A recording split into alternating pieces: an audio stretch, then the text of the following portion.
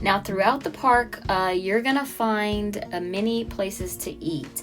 And unless it has a sign beside it that says specifically Island Eats, it is not included in your one complimentary meal. So this is going to be a cost even for the first meal. I feel like personally that Carnival could have done better with giving us more than one meal for the duration of being on the island.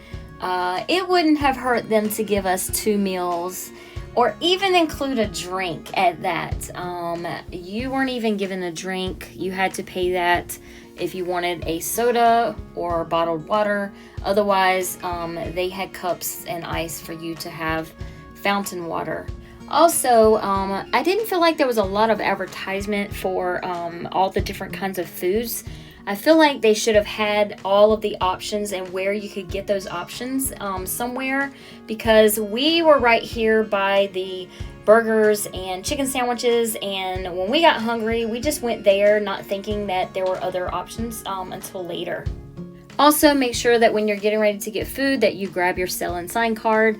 I forgot, and after standing in line to use this machine, I realized that I didn't have my card, and so I had to go back and stand in line all over again, because this is how they track your meal.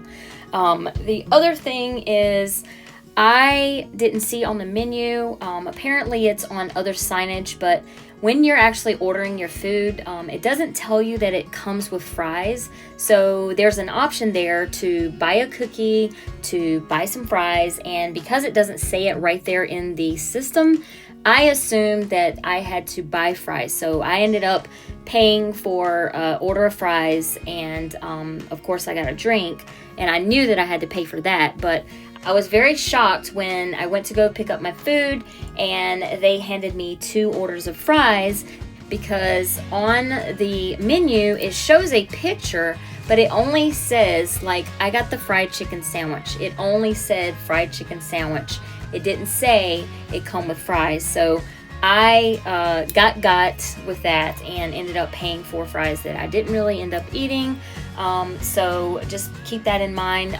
Most of the meals do come with that. And later on, I did see on some of the other signs that it said that, but it does not say it when you're sitting there ordering your food. Also, the system is a little bit delayed and it's not very reactive, so I had to kind of bang on the machine a few times to get it to move. So just bring much patience. I don't know if this was just a glitch because everything is so new and they're trying to like get all the kinks out, but it did take me, I felt, longer than it needed to for me to order my food.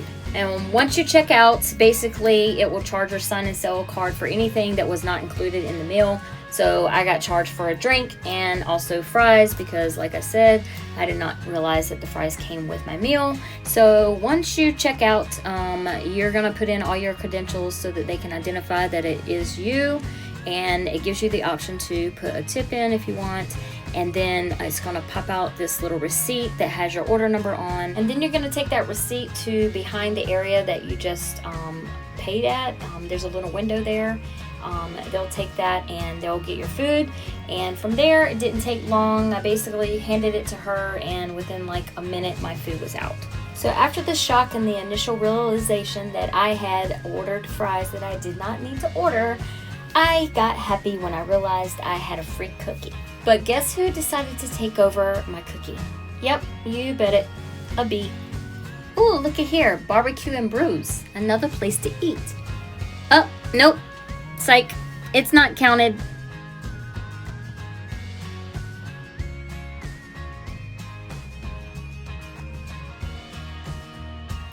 Now this little food court place is nice. Sodas cost $3 and they don't come with your complimentary meal. But this little food court was a place that we did not know about until we had already used up our complimentary meal. Basically, they have a little bit of everything. They have burgers, they have Mediterranean, they have tacos, they have pizza, and we really wish that we had seen this place before we had gotten our meal, because we probably would have went there versus just getting regular chicken sandwich and hamburger. Another regret that we made was we didn't go check out the food on the Starfish Lagoon side.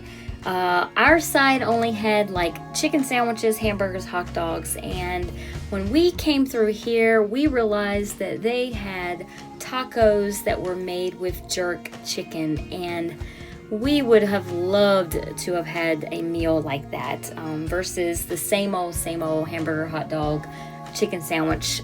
So don't be like us, and make sure that you really go around and check out the different food places so that you can really pick out what you want. Of course, if you want more than one meal, you can always pay for that upcharge. But yeah, check out this menu. Jerk chicken tacos. Yummy. We would have totally tried that. Jerk chicken quesadilla.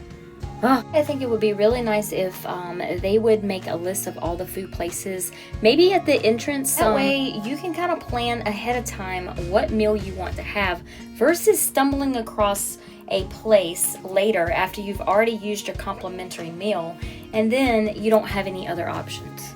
Now, they did have this cute little ice cream parlor right by the little kids section, but I felt like the prices were ridiculous. $18 for a sundae? You gotta be kidding me.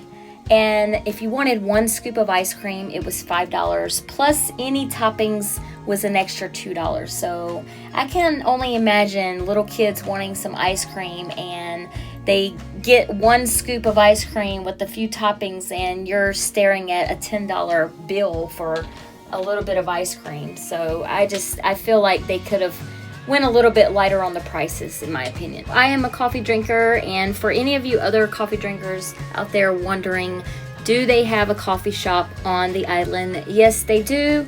I did not try it, so I can't tell you how good it was. So if you're wanting to get some coffee while you're on the island, go check it out, the bars and drinks.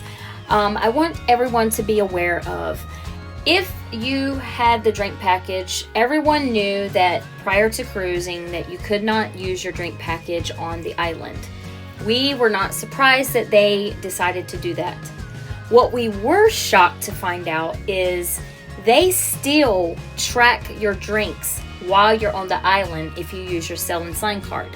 What I mean by that is, because there's a limit of 15 drinks when you're on the cruise ship, whether you had the drink package or not, they are applying any drinks that you get on the island to that limit. So let me paint that picture for you.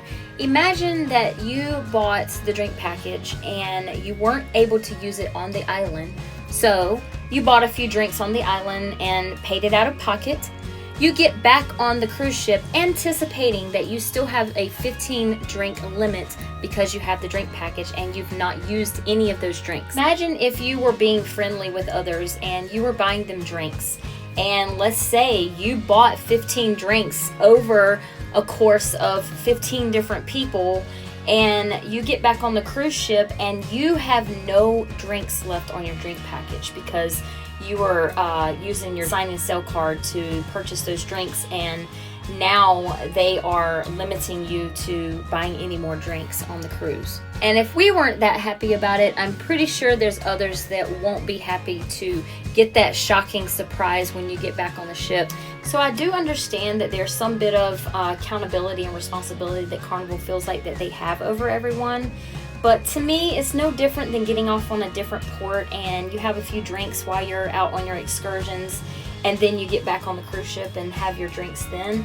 So I really hope that they figure out a way to remedy this so that people don't feel punished if they get drinks on the island and want to get drinks when they get back on the cruise ship.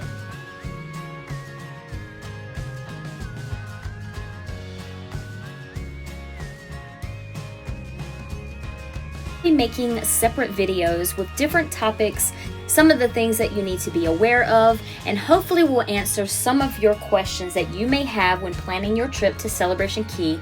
That will be within those videos. And hit that notifications bell so that when those videos come out, you'll get that notification. I really hope that this has been some valuable information for anyone going on a cruise or has been on a cruise and is always looking to learn something new. And be sure to check out some of my other videos so that it could maybe help you with your cruise planning for other tips. And I'd love to gain you as a new subscriber to the channel. So come along with us as we share glimpses into our life's journey with you to help with ideas to plan your next adventure. If you found any of my videos or helpful tips useful, please do me a favor and like, share, and subscribe to the channel.